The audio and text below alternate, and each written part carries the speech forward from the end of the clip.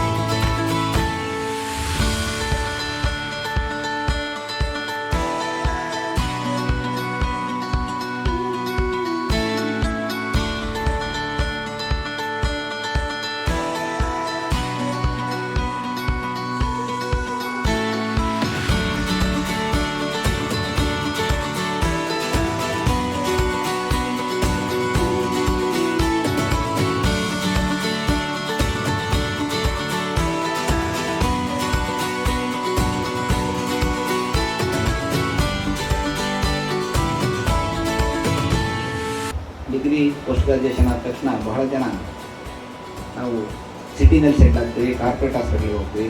ಈ ತಾಲೂಕು ಮಟ್ಟಕ್ಕೆ ಸರಿಗೆ ಬರೋದು ಬಹಳ ಅಪರೂಪ. ಡಾಕ್ಟರ್ಗಳು ಇಲ್ಲಿಗೆ ಬಂದು ಅವರ ಹುಟ್ಟಿದ ಊರಿಗೆ ಬಂದು ಇಲ್ಲಿ ತಮ್ಮನ್ನು ತಾವು ತೊಡಗಿಸ್ಕೊಂಡು ಸೇವೆ ಮಾಡ್ತಕ್ಕಂಥದ್ದು ಬಹಳ ಮೆಚ್ಚುಗೆ ಪಡ್ತಕ್ಕಂಥದ್ದು. ಯಾಕಂದರೆ ಅವರು ರಿಯಲ್ ಮೀನಿಂಗಲ್ಲಿ ಅವರು ನಿಜವಾದ ಸನ್ ಆಫ್ ದಿ ಸಾಯಿಲ್, ಮಣ್ಣಿನ ಮಗ ಅಂತ ಹೇಳ್ಬೇಕಾಗುತ್ತೆ ಅವರು.